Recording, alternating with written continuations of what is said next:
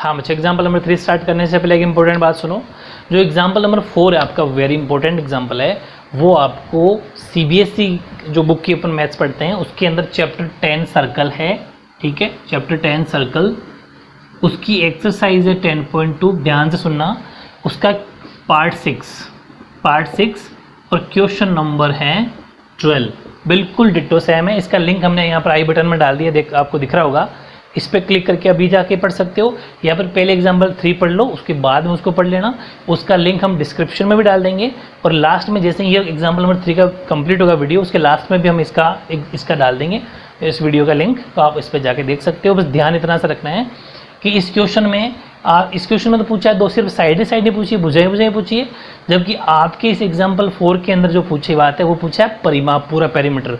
तो तीनों भुजाओं को, जो 3 आंसर आए ना, उन तीनों को जोड़ देना तो 42 सेंटीमीटर आपका इसका आंसर आ जाएगा, ठीक है। एक तो 15 सेंटीमीटर हो गया, एक 14, 13, जो भी 3 भुजाएं हैं उन तीनों को जोड़ देना तो 42 सेंटीमीटर आपका आंसर आ जाएगा। ये ध्यान रखना, बस इतनी सी बात जोड़नी है कि लास्ट में तीनों भुजाओं को जोड़ना है, क्योंकि त्रिभुज का परिमाप का मतलब, पेरीमीटर ट्रायंगल का मतलब क्या होता है, तीनों भुजाओं का सम। बस इतना सा ध्यान रखना बच्चे, और इसका लिंक हम आपको डाल देंगे, ठीक है। अब बात करते हैं एग्जांपल नंबर 3, वेरी इंपॉर्टेंट है ये भी। ये पूछा एक circle touches the side BC of triangle ABC। सबसे पहले एक सर्कल है, एक वृत्त है, ध्यान से समझना, वेरी इंपॉर्टेंट है। डायग्राम अपन खुद बनाएंगे कैसे, कि एक त्रिभुज है, एक ट्राइंगल है, सपोज ये ट्राइंगल यहाँ अपन है, इसका नाम ABC है, ठीक है, ABC है, और ये जो ट्राइंगल है ये सर्कल को टच कर रहा है बच्चे P पर, यहाँ P पे टच कर रहा है। ये आपका क्वेश्चन वाला कह रहा है कि वो P पे स्पर्श कर रहा है, टच कर रहा है। फिर वो कह रहा है कि जो भुजा इसकी AB, इसके AB को आगे एक्सटेंड करने, मतलब बढ़ाने पर, बढ़ा दिया तो वो वृत्त को कहाँ पर टच करी, 2 बिंदु पर टच करी, यहाँ पर और यहाँ पर, उसका नाम है P और R, Q और R, क्योंकि P तो इसको दे दिया अपन ने। तो ये था आपका डायग्राम भी बहुत ज़रूरी है, आपको खुद को बनाना आना चाहिए, ठीक है। आई होप आपको समझ में आ गया होगा। और फिर देखो थोड़ा गिवन स्टेटमेंट अपन लिखते हैं, वेरी इंपॉर्टेंट एग्जांपल है बच्चे। एग्जाम आपकी एक्सरसाइज से इंपॉर्टेंट मैं तो एग्जांपल मानता हूँ, ठीक है, एग्जांपल वेरी इंपॉर्टेंट, एग्जाम आने के पूरे चांस है। गिवन अपन क्या लिख देंगे कि in triangle ABC at P extremely and AB and AC are produced, ठीक है, they meet to the circle HQ and R। Hindi वाले बच्चे भी यहाँ से लिख देंगे, त्रिभुज ABC की भुजा BC को P पर, ठीक है, त्रिभुज ABC की भुजा AB व AC को बढ़ाए जाने पर Q व R पर स्पर्श करती है। ये यहाँ से स्टेटमेंट क्वेश्चन में लिखना है। फिर दूसरा टू प्रूव, हिंदी में क्या बोलते हैं, सिद्ध करना है कि, सिद्ध क्या करना है कि AQ बराबर half of perimeter of triangle ABC। Hindi वाले बच्चे लिख देंगे पेरीमीटर की जगह परिमिति बोल दो, चाहे परिमाप बोल दो, बात एक ही है। क्या लिख देंगे, त्रिभुज ABC की परिमिति। बस ये सिंपल सा बात हमें प्रूव करवानी है। सोल्यूशन देखो, प्रूफ की ऊपर बात करें, यानी कि उत्पत्ति हिंदी में बोलते हैं इसको, तो बहुत ज़्यादा इंपॉर्टेंट क्वेश्चन है और बहुत आसान तरीका बताऊंगा आपको। ट्रिक देखो, हम बहुत अच्छे से जानते हैं कि थ्योरम 13.3 ये कहती है, थ्योरम भी आप देख सकते हो, प्लेलिस्ट आपको मिल जाएगी, उसके अंदर तीनों चारों थ्योरम वेरी इंपॉर्टेंट मैं आपको करा दिए, कि यहाँ से अगर ये जो है ये सर्कल है, इसके बाहर एक पॉइंट A है, थ्योरम क्या कहती है कि किसी वृत्त के, किसी सर्कल के एक्सटर्नल पॉइंट, यानी कि बाहर कोई पॉइंट से खींची गई टेंजेंट की लेंथ हमेशा आपस में क्या होती है, इक्वल होती है, समान होती है। अगर मैं यहाँ की बात करूँ तो सोल्यूशन लिखेंगे अपन अकॉर्डिंग टू थ्योरम 13.3, ठीक है, प्रमेय 13.3 के अनुसार। आपको यहाँ पर ये नहीं लिखना है, पूरी थ्योरम लिखनी 2 लाइन की, ठीक है। उस थ्योरम के अनुसार हम कह सकते हैं कि जितनी लेंथ AQ की होगी उतनी ही लेंथ AR की होगी, क्योंकि दोनों ही टेंजेंट है और सर्कल के बाहर किसी पॉइंट से खींची जा रही, दोनों स्पर्शरेखाएं हैं और स्पर्शरेखाएं आपस में बराबर होती है, AQ बराबर AR। अगर इसी तरह देखो सिमिलरली, सिमिलरली का मतलब इसी प्रकार, इसी प्रकार, वो तो थी ये ए क्यू बराबर ए आर। ऐसी की ऐसी बच्चे देखो, यहाँ से मैं अगर बी को कोई उसको एक ऊपर वाले को छोड़ दो, इस यहाँ तक ही देखो आप, तो यहाँ पर बी एक बाहर कोई पॉइंट है और यहाँ पर सी एक बाहर कोई पॉइंट है।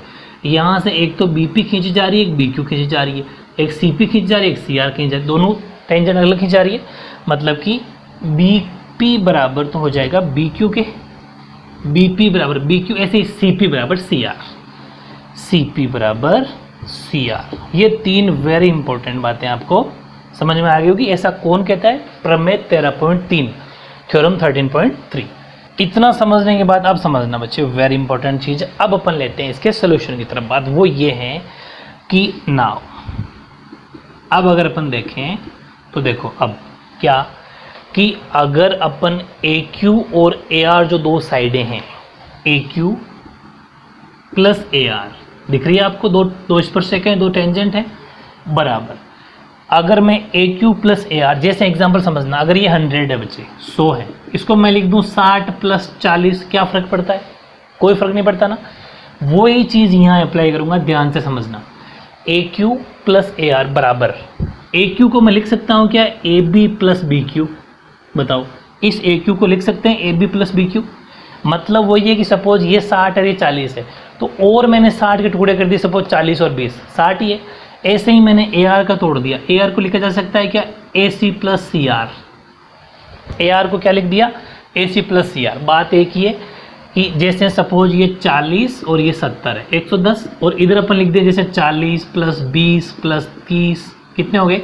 90 प्लस 20। बात तो एक ही है, दोनों को जोड़ोगे तो 110 ही मिलेंगे।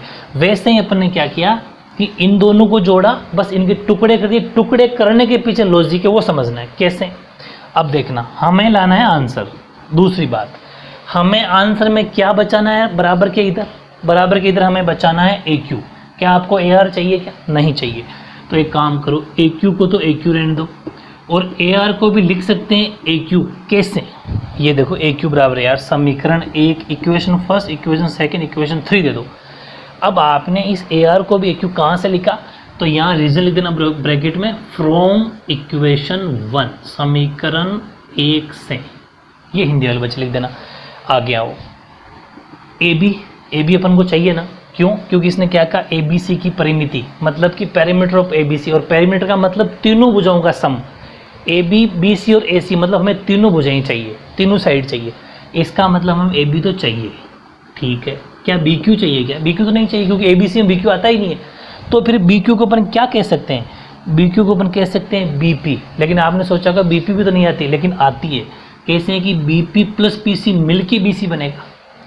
बी सी कैसे बनेगी? बी पी और बी सी जब जुड़ेगी तब, पी सी जुड़ेगी तब। इसका मतलब हमें बी क्यू को क्या मान लेना चाहिए? बी पी फायदा है। तीसरी बात, ए सी चाहिए, ए सी को नो चेंज, लेकिन हमें सी आर नहीं चाहिए। देखो, सी आर को कह सकते हैं सी पी, क्योंकि हमें सी आर नहीं चाहिए, इसको कह दिया सी पी। क्यों? क्योंकि ये सी पी और ये बी पी, ये सी पी और बी पी दोनों जुड़ के हमें बी सी दे देगी, हमें वही चाहिए बस। अब देखो, ए क्यू, दो ए क्यू, समझ गए? ए बी का ए बी पी और सी पी मिल बन गया बी सी। समझ गए कैसे? कि B P plus C P आपको दिखाना है बराबर बी सी। ठीक है बच्चे, ये रहा B P plus P C, या सी पी बराबर बी सी, और ए सी का ए सी। समझ पा रहे हो? इन दोनों को जोड़ के तो बी सी लिख दिया और ए सी का ए सी लिख दिया, बस हमें यही चाहिए था। ए क्यू बराबर, ये जब 2 इधर जाएगा तो ये आपको पता ही हो जाएगा 1/2, और ब्रैकेट के अंदर रह जाएगा A B plus B C plus A C. और ये आप बहुत अच्छे से जानते हो, प्रूव हो गया। हमें पता है तीनों भुजाओं का योग का मतलब, या तो वैसे तो ये भी आंसर आपका सही है, समझ पा रहे हो, हैंड्स प्रूव, या फिर ए क्यू बराबर हाफ ऑफ, या लिख देना perimeter of triangle A B C, perimeter of triangle A B C. क्यों? क्योंकि तीनों भुजाओं का योग तो त्रिभुज की परिमिति होती है। ठीक है, तो त्रिभुज ए बी सी की परिमिति, हैंड्स प्रूव। तो बहुत इंपॉर्टेंट सा क्वेश्चन, आई होप आपको बहुत आसान लगा होगा, जो अपन ने ईजी वे में कर लिया। ठीक है, और एग्जाम्पल नंबर 4 की बात रही तो जस्ट आपको डिस्क्रिप्शन में लिंक मिल जाएगा, उस पर क्लिक करो, एग्जाम्पल नंबर 4 यही मिल जाएगा आपको। ओके।